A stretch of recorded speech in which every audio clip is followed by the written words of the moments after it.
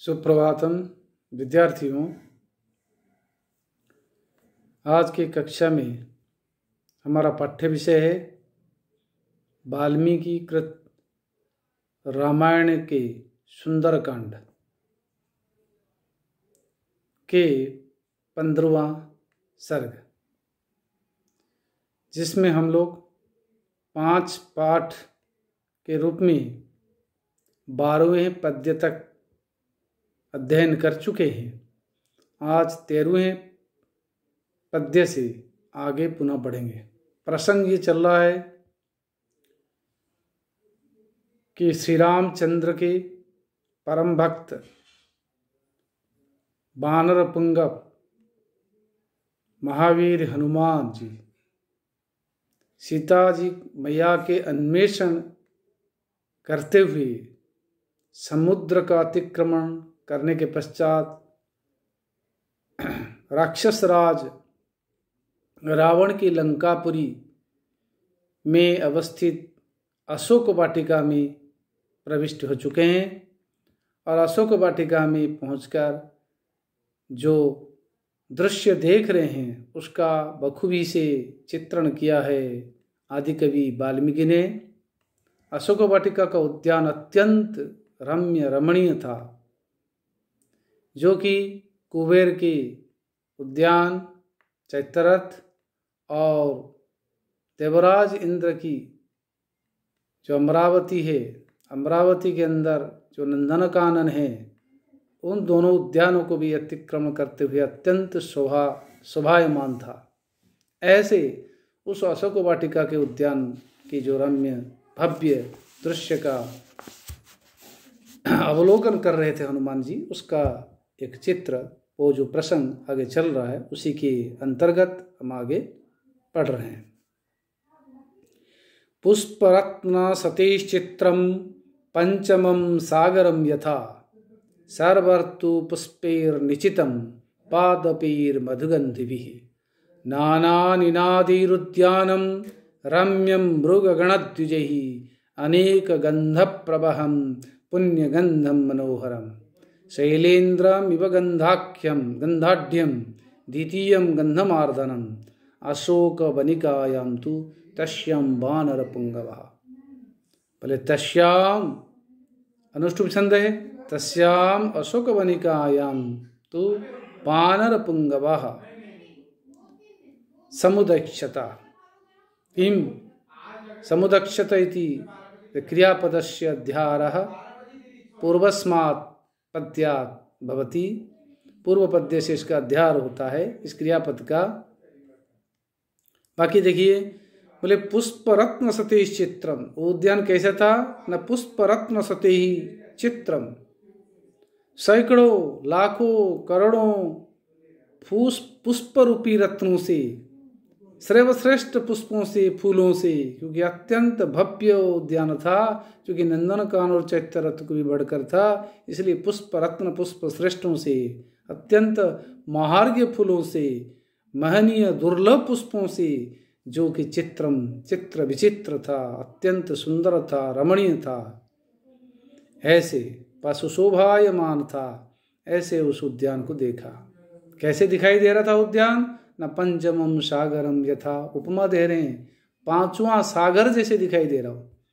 ऐसे 4 चतुसमुद्रा महिम कहते, 4 समुद्र जो संपूर्ण समुद्र को बांटे गए, 4 समुद्र में विभाजित किया जाता, पय सागर, दधि सागर और लवण सागर, अमृत सागर। तो ये जो 4 सागरों से भिन्न एक 5वां सागर जैसे समुद्र जैसे बन गया था। कौन? क्योंकि समुद्र को क्या कहते हैं? रत्नाकर कहते हैं। तो ये रत्नाकर रूप का धारण कर रहा है, क्योंकि पुष्प रत्नों से खचित होने के कारण यह भी रत्नाकर जैसा था, वो सागर जैसा था। और कैसा था उद्यान न, सर्वर्त पुष्प ही निचितम, सर्वर्त पुष्प ही निचितम, पहले समस्त ऋतुओं में उद्गम होने वाले फूलों से अत्यंत सुगंधित था। निचितम खचाखच भरा हुआ था, रमणीयता को प्राप्त कर रहा था, जो खचा हुआ था, जो सजा हुआ था, ऐसा भरा हुआ था, परिपूर्ण था। सर्वत्र पुष्पी सर्वत्र पुष्पे माने समस्त ऋतुओं में उत्पन्न होने वाले फूलों से। क्योंकि प्रकृति का ये नियम है भाई, एक के बाद एक ऋतु का आगमन होता है। ग्रीष्म, जैसे ग्रीष्म के बाद वर्षा, वर्षा के बाद शरत, तो शीत, हेमंत, बसंत, इस प्रकार ऋतुओं का आगमन होता है। उसी के अनुसार, ऋतुओं के अनुसार ही पुष्पों का भी विकसन होता है। लेकिन यहाँ अद्भुत परिस्थिति थी, अद्भुत दशा, अद्भुत घटना घट रही थी। क्योंकि रावण इतना प्रतापशाली था, इतना पराक्रमशाली था कि समस्त देवताओं को अपने अधीन में वशीभूत कर लिया था। इस प्रकार प्रकृति को भी उसने अपने अधीन कर लिया था, जिसकी वजह से समस्त ऋतु वहाँ उपस्थित थे। समस्त ऋतु हाथ करबद्ध होकर जोड़े करबद्ध होकर उसके सामने तमस्तक होकर थे कि समस्त ऋतुओं में विकसित होने वाले फूल एक साथ वहाँ खिल रहे थे। उन पुष्पों से भरा हुआ था उद्यान। उस उद्यान को देखा और मधुगंध भी पाद पे ही सुमिष्ट अत्यंत सुमधुर गंधों से युक्त पाद पे ही वृक्षों से भी वो अलंकृत था, सुगुम्फित था वो उद्यान। पादप पादे पिबंती पपादेन पिबंती ये ते पादपः, तही पाद पे ही, जो पैर से अपने पैर से अपने जड़ों से जो खुद पान करते हैं, जल का पान करते हैं, वो पादप कहलाते हैं। पेड़ तो वृक्ष जो है अपने जड़ों से ही पानी का पान करते हैं। और कैसा था उद्यान? न नाना निनादिरुद्यानम रम्यम मृगगणद्विजैः, भले मृगगणद्विजैः नाना निनादिः उद्यानम रम्यम, रम्यम उद्यानम समुदक्षता। भले मृगगणद्विजैः, मृगला पशु, विभिन्न प्रकार के पशु है, हिरण आदि। और द्विज, दो बार जिनका जन्म होता है, पहले अंडे डिंब या अंडे के रूप में, फिर अंडे की फुटित होने पर फिर उससे जो चूजे निकलते व पक्षी के शावक निकलते, इसलिए उसको द्विज कहता है। कौन? पक्षी। द्विज ही पक्षियों से, पशु और पक्षियों से, जो कि नाना निनादी, अनेक प्रकार के निनाद करने वाले, विभिन्न प्रकार के आवाज निकालने वाले, चहचहाट, कुहू कुहू आदि आदि विभिन्न प्रकार के शब्दों को निकालने वाले, ची ची चे चे आदि आदि, इन पशु पक्षियों की ध्वनियों से, विभिन्न प्रकार के ध्वनियों से जो अत्यंत रम्य था, रमणीय हो गया था। विभिन्न वाद्य यंत्रों से, जैसे कोई सभा स्थल जैसे सुशोभित होता है, उसी प्रकार ये विभिन्न प्रकार के पक्षियों की, पशुओं की आवाज से, ध्वनि से वो अत्यंत सुंदर रमणीय हो गया था। ऐसे उद्यान को देखा। और कैसा था? न अनेक गंध प्रवहम पुण्य गंधम मनोहरम, अनेक प्रकार के गंध को धारण करके बहने वाला, ऐसे पुण्य गंधम, पवित्र गंध से युक्त, मनोहरम, मन को हरने वाला, अत्यंत रमणीय उस उद्यान को देखा।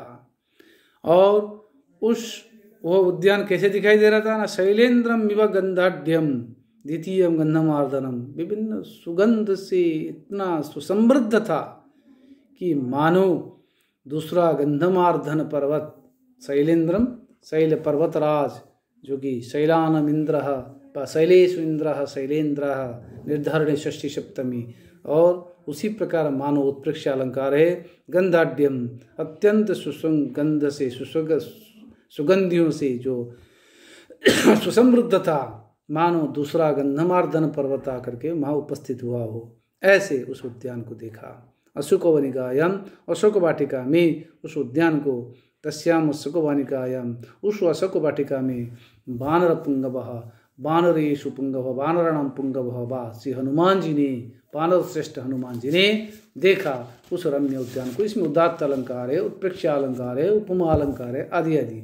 और रावण के प्रतापातिशय का वर्णन भी है पक्षांतर में। इसमें ध्वनित हो रहा है कि रावण के पराक्रम के कारण व या उसकी पुण्यशालिता के कारण यहाँ समस्त ऋतुओं का पुष्प, समस्त ऋतुओं के पुष्प वहाँ विकसित हो रहे थे। विद्यार्थियों, इस प्रकार उस उद्यान को देखते हुए आगे जो क्रम चल रहा है, उसी उद्यान का क्रम चल रहा, उद्यान को देख रहे थे हनुमान जी। उसका वर्णन पुनः आगे देखिए 16वें और 17वें पद्य में। स ददर्शा विदुरस्थं चैत्यप्रासादमूर्जितं रमध्ये स्तम्भसहस्रेण स्थितं कैलासपाण्डुरम् प्रवालकृतसोपानं तप्तकाञ्चनवेदिकं पूमुष्णन्तमिव चक्षुंषि द्योतमानमिव श्रिया।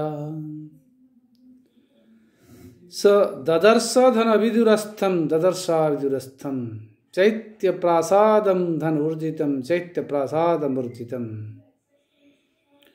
अन्वय मुष्णंतम धनैव मुष्णंतमिव द्योतमानम धनैव द्योतमानमिव। बोले सह चैत्य प्रासादम ऊर्जितम चैत्र प्रासादम अभिदुरस्थम ददर्श वा सह अभिदुरस्थम ऊर्जितम चैत्य प्रासादम ददर्श।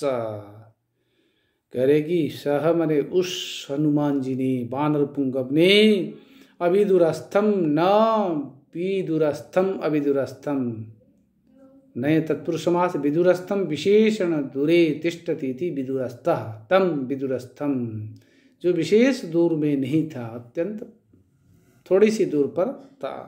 कहने का मतलब विशेष दूर पर नहीं था, मतलब थोड़ी सी दूर पर था। ऐसे ही थोड़ी सी दूर पर अवस्थित, ऊर्जितम अत्यंत उन्नत, ऊंचा, बहुत ऊंचाई से युक्त, चैत्य प्रासादम गोलाकार एक प्रासाद या मंदिर को उसने, गोलाकार बना हुआ प्रासाद या मंदिर को ददर्श देखा। दृश्य धातु लिट लकारे प्रथम पुरुषे एक वचनम रूपम भवति ददर्श।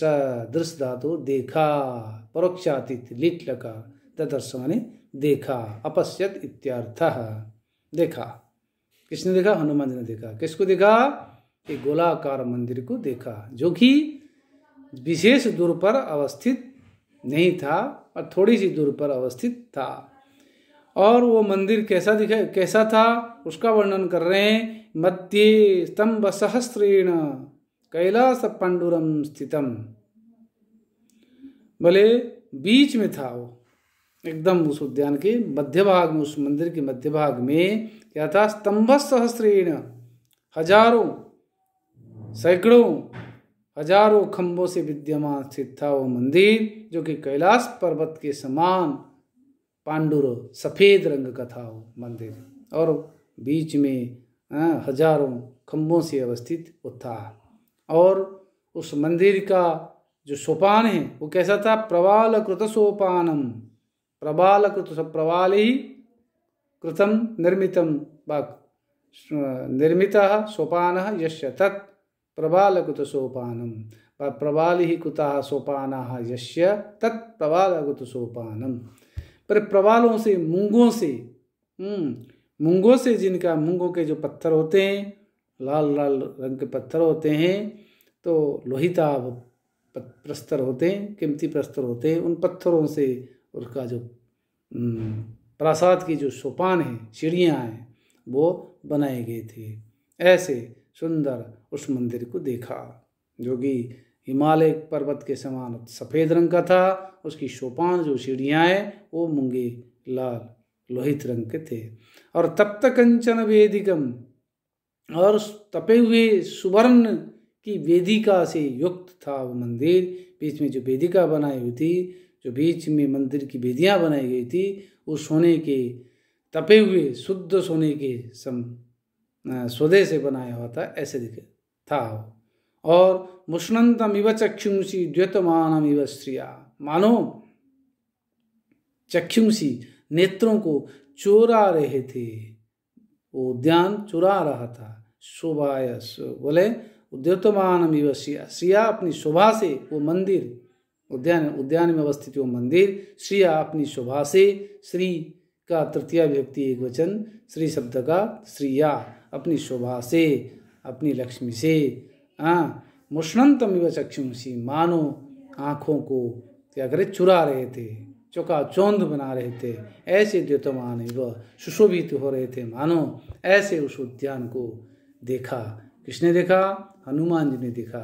अब देखिए अशोक वाटिका के अंदर उन्होंने क्या देखा? विभिन्न प्रकार उद्यान को देखा। उद्यान अत्यंत भव्य उद्यान था, उसमें विभिन्न प्रकार के वृक्ष थे, पौधे थे और विभिन्न प्रकार के पुष्प थे और अनेक पशु पक्षियों के कलरवों से वो ध्वनित हो रहा था। ऐसे एक शोभायमान उस उद्यान के मध्य में अवस्थित एक गोलाकार का मंदिर को देखा हनुमान जी ने। जिस गोलाकार मंदिर के मंदिर जो है वो हिमालय पर्वत के समान सुगौरवर्ण था और उसकी जो सीढ़ियाँ थी, उसकी जो सोपान थे वो लाल रंग के थे और हजारों खंभों से युक्त था और उसकी जो वेदिकाएं थी वो शुद्ध सोने से बनी हुई थी और उसको देखकर कोई भी देखने वाला हो उसकी आंखें चौकाचौंध हो जाएगी, ऐसे मानव सुशोभित हो रहे थे। ऐसे उस उद्यान को देखा। यहाँ अत्यंत भव्य चित्र वर्णन करने के कारण, वाल्मीकि के द्वारा किए जाने के कारण यह उदात्त अलंकार है और उपमा भी है, उत्प्रेक्षा भी, क्रियोत्प्रेक्षा भी है। इस प्रकार इस उद्यान को उन्होंने देखा। विद्यार्थियों, आज यहीं हम विराम लेते हैं। अग्रिम कक्षा में पुनः आगे अध्ययन करेंगे। धन्यवाद।